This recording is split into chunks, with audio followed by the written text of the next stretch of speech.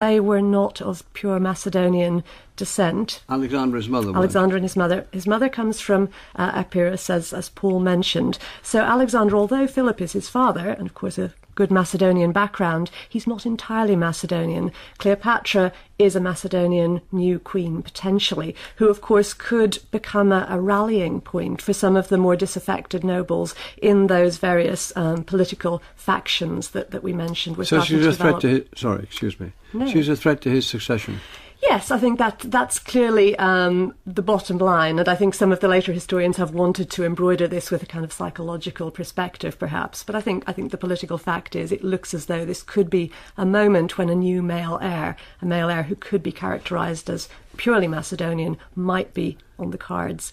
So this wedding seems to have provoked something of a crisis for Alexander and his mother, and in fact his mother heads away from Pella, from the Macedonian court, and Alexander himself seems to have taken on what we would think of as a 6-month self-imposed exile, in effect, in which he sulked, perhaps one might say, being a little bit more psychological about it. And you get to the assassination of his father. Yep. So by a so-called bodyguard. By a so-called bodyguard. So he comes back, things are sort of patched up, but the relationship, one would imagine, has lost perhaps the integrity of a kind of an heir apparent and his father relationship that might have been originally conceived of. When Cleopatra's daughter is getting married, so she's being married in Epirus, Philip goes to the wedding. So they're celebrating the wedding, and one of his bodyguards, Pausanias, supposedly kills him.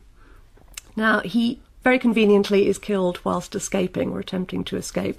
So nobody really knows the rights and wrongs of that story, but it's thought that Alexander and his mother might have been involved. And this is really where it comes back to that slightly otiose context I was setting, that whilst one might think, why would Alexander, the fantastic heir apparent, kill his father at this particular moment? Well, I think the answer is because this is a moment where he can perhaps cut the danger off, the danger of a new heir who is a Macedonian coming into the picture. And how did he secure, having that assassination having occurred, how did he secure his position and grab the throne?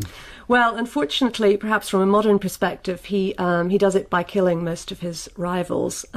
He did spare his half-brother, Philip Aridaeus, but all of the rest of the potential threats, cousins and half-siblings, are all executed, some rather gruesomely, in fact. Quite early on, he seems to have decided that he would invade the Persian Empire. Do we know anything about, in this hazy evidence world that he lives in, do we have any notion of when that might have happened or why that might have happened to this 20-year-old?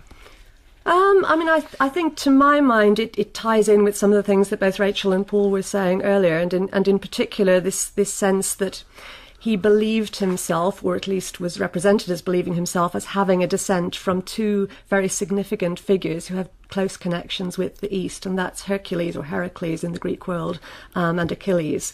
And both of those figures, I think, playing a significant part in his very Greek education under Aristotle, are likely to have in some way formed a self-conception for him that there could be a civilizing mission, a mission for somebody who's more than a military figure. Paul, before you, please... I'm just going to add that Philip was assassinated having already formed an organisation in Greece, the first objective of which was to appoint him to lead this Panhellenic expedition, as Rachel said, of revenge. And so therefore, if Alexander, as I believe, was not part of Philip's plans, well, what you've just been talking about, him fulfilling the desire to emulate Achilles, he just wouldn't have been in Asia. Yeah. And so I think that's another quite powerful reason why he might have thought, it wouldn't be a bad thing if Philip was got out of the way so that I could lead this expedition, which, by the way, had already started by the time Philip was assassinated. And he sets off on this, becomes legendary, we can use that word with authority on this in this occasion, march across. And one of his greatest feats, we're told, was the capture of Tyre. Phoenician city of Tyre. Can you tell us about that, Paul? Well, you mentioned at the beginning that he is most famous probably for being one of the absolutely five-star or multi-star generals of the whole world. I mean, not just ancient Greece. He's up there with probably Napoleon, perhaps Genghis Khan. There are hardly any others who have his record of no defeats. And so he seems to have been one of the absolutely extraordinary people, and one of his talents as a general was to adapt to different situations. So he didn't just win pitched battles, which is tough enough, but he also captured mountain fortresses up many thousands of feet in the snow, etc., etc. Now, the Tyre siege is, I think, his most interesting siege. It's particularly brutal. He's fighting here the Phoenicians, who live in what's now Lebanon, or what's left of Lebanon, and they performed the role of being the navy of the Persian Empire. So he takes a very odd decision to fight the enemy's fleet by land. He dismisses his own ships. In other words, he's going to take successively their bases, and he has to take them by land. Well, unfortunately for him, Tyre, ancient Tyre, was on an island. So in order to even reach this fortified island city, he has to build a huge causeway, and it's the basis today of the fact that ancient Tyre is linked to the mainland, because it's that causeway which links to the mainland.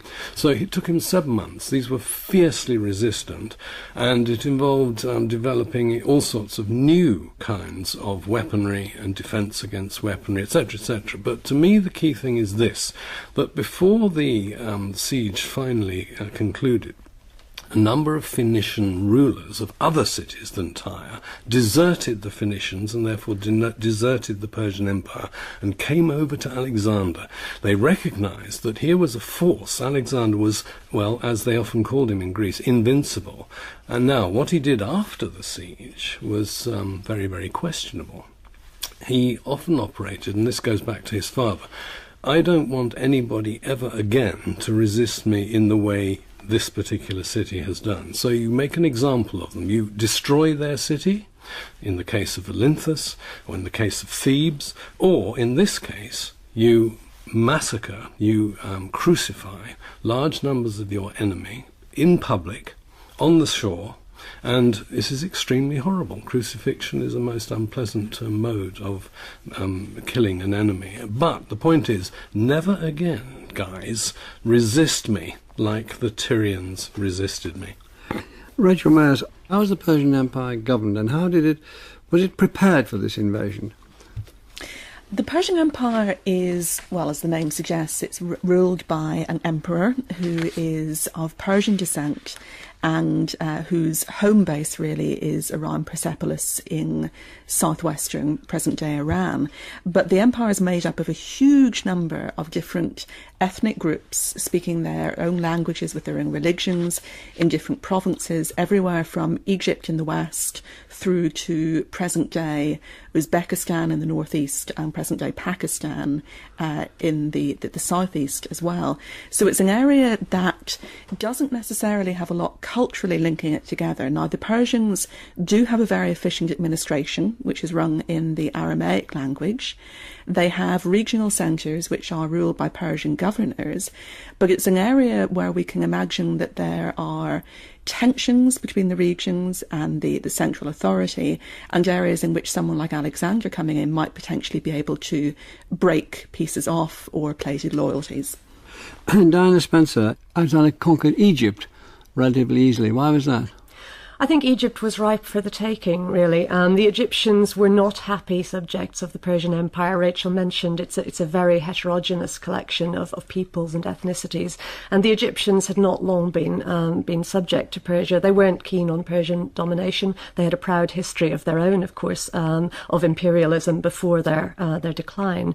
So when Alexander, after Tyre and after making his way down the coast of Asia Minor, when he reaches Egypt, he's actually welcomed as a liberator rather than as a conqueror. So it's a very different dynamic to, the dynamic Paul was talking about in Tyre.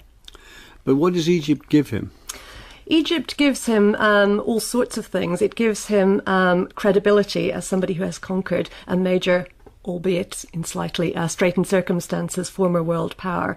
It gives him a kind of a cultural boost because, of course, Egypt is famously a very deeply cultured civilization, very wealthy civilization. So it gives him access to a new sort of source of supplies, so a new way of having a supply base that isn't requiring him to send back to Greece. And of course the Romans later were going to find Egypt had a very similar sort of focus for their imperialism.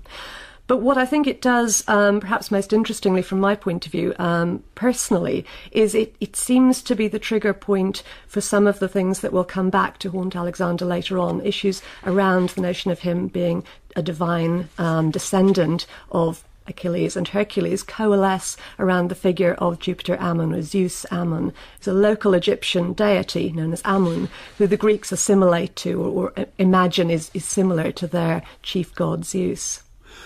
Paul Cartledge, it was a huge expedition, and there were all sorts of battles, as you said, snowy mountaintops, and there was going to be guerrilla warfare when we get to Afghanistan and so on. But was there one decisive battle against the Persian king Darius? There was indeed, and took place near what's today Erbil, which is the modern pronunciation of Arbela. And how old would Alexander be then? Alexander in 331 was 25.